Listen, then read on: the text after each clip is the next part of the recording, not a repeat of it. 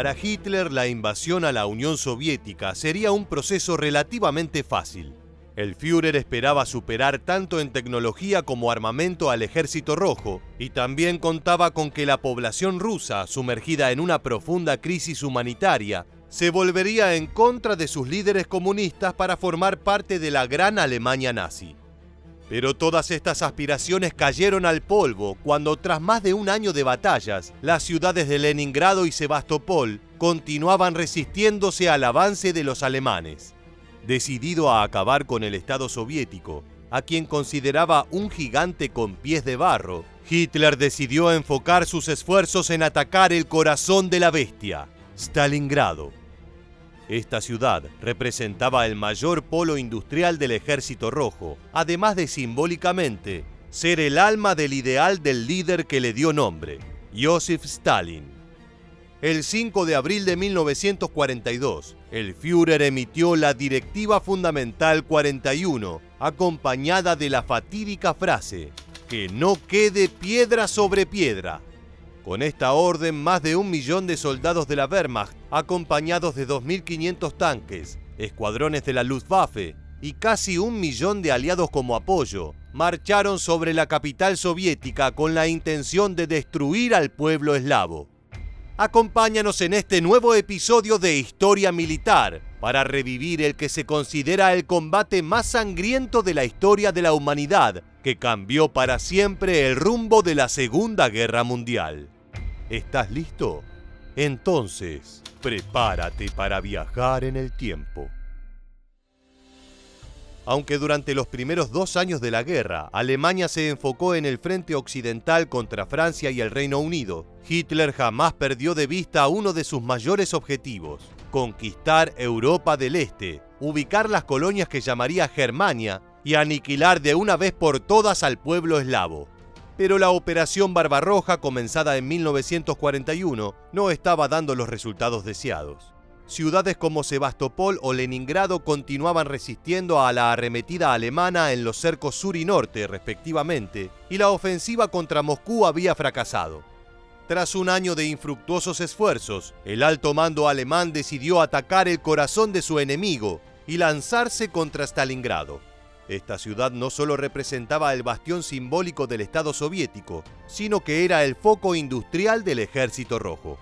Partiendo desde la suposición de que los soldados soviéticos se encontrarían con una baja moral luego del último año de batalla, Adolf Hitler ordenó a sus fuerzas lanzar un ataque total sobre la metrópolis.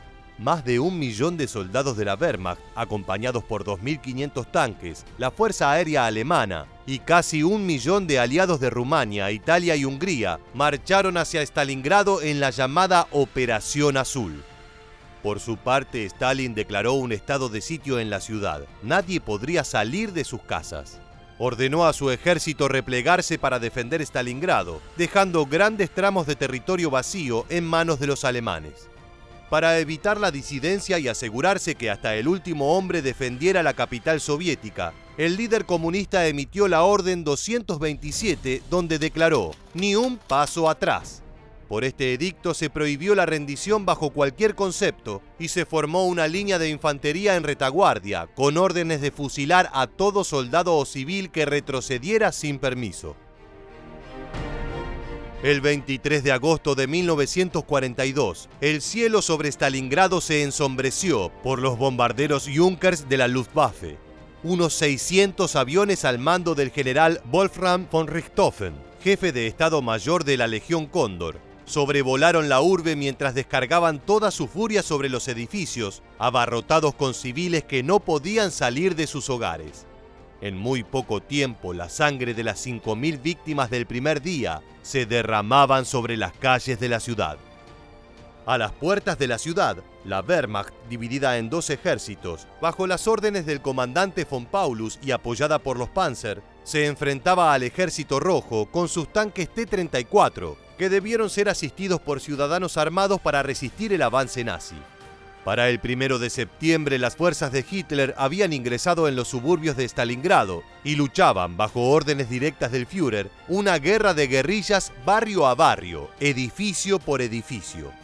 Hitler había preferido evitar esta táctica en combates anteriores, como los de Leningrado y Moscú, ya que sabía que la Wehrmacht, así como las Waffen-SS, no estaban preparadas para llevar a cabo este tipo de estrategia.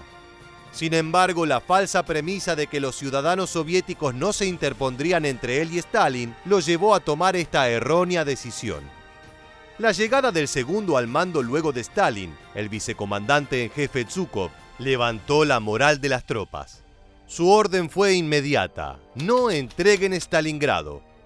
Aunque las tropas soviéticas habían sido debilitadas, las defensas en la zona norte de la ciudad, una de las más comprometidas, se reforzaron. Para ello se emplearon mujeres asignadas al ejército en artillería antiaérea, además de que se asignó a la protección de esta zona al férreo general Chuikov, quien había detenido la avanzada en el sur. Al tomar posesión de las pocas unidades presentes en el norte, el inflexible militar ordenó: «Debemos defender la ciudad o morir en el intento». Esto dejó clara su postura sobre capitular o ceder algún espacio frente a los nazis. En medio del fuego y la sangre, con cuantiosas pérdidas humanas, la Wehrmacht logró abrirse paso a través de Stalingrado. Para el 8 de noviembre, Adolf Hitler afirmó que la ciudad había caído frente a él. «Ninguna fuerza humana podrá echarnos de allí», dijo. Sin embargo, esto era parte de la estrategia soviética. Día a día, Stalin y Zhukov concentraban a sus tropas en los flancos del ejército alemán, mientras este se abría paso entre las defensas de la ciudad.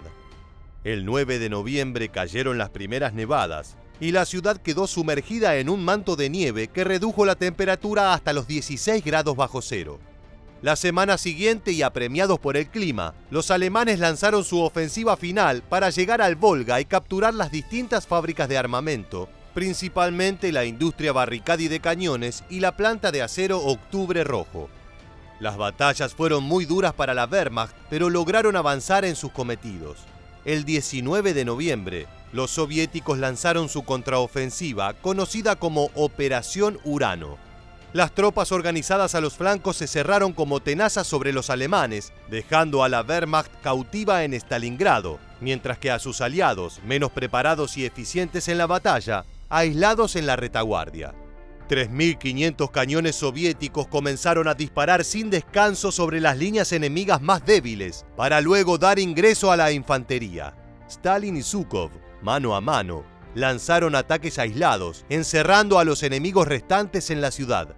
Un mes más tarde, los efectivos de la Wehrmacht comienzan a morir de inanición, luego de haber tenido que alimentarse con la carne de sus caballos. Aunque von Paulus, quien veía sufrir a sus hombres cada día, creía que el mejor camino era la rendición, Hitler prefirió que los soldados mantuvieran sus posiciones y que no se entregaran a los soviéticos. La situación era insostenible, ya que miles de alemanes morían por semana frente a un ejército soviético que los mantenía prácticamente como prisioneros. Para el 30 de enero, von Paulus fue ascendido a mariscal de campo, lo que le permitió negociar la rendición. También recibió la orden de que tanto él como sus oficiales se suicidaran. Von Paulus insultó públicamente a Hitler y lo acusó de pensar que los soldados no eran personas, sino tan solo números, y prefirió convertirse en un prisionero de guerra antes que seguir esa orden. En Stalingrado, los alemanes perdieron a su mejor ejército, del cual se jactaban que podía invadir los cielos. En total, las bajas de la Wehrmacht fueron de aproximadamente 600.000 hombres, además de 900 aviones de la Luftwaffe, así como 500 tanques y 6.000 piezas de artillería. Por su parte, la ciudad quedó en ruinas, como había predicho Hitler, y las bajas soviéticas se contaron por millones, tanto militares como civiles. Las cifras aproximadas son de 1.130.000 soldados y 300.000 ciudadanos, entre muertos, desaparecidos o capturados. Luego de conocer todos los detalles sobre la sangrienta batalla de Stalingrado, queremos conocer tu opinión. ¿Crees que las fuerzas de Adolf Hitler tuvieron alguna posibilidad de ganar o que, pese a la estrategia, hubieran perdido de cualquier manera? Déjanos tu respuesta en la bandeja de comentarios aquí debajo y no olvides suscribirte a nuestro canal. También recuerda seguirnos en Facebook e Instagram para conocer muchos más sucesos militares que dejaron su huella en la historia. Esto fue todo en un nuevo episodio de Historia Militar. Muchas gracias por acompañarnos hasta el final y permanece atento a nuestro próximo video.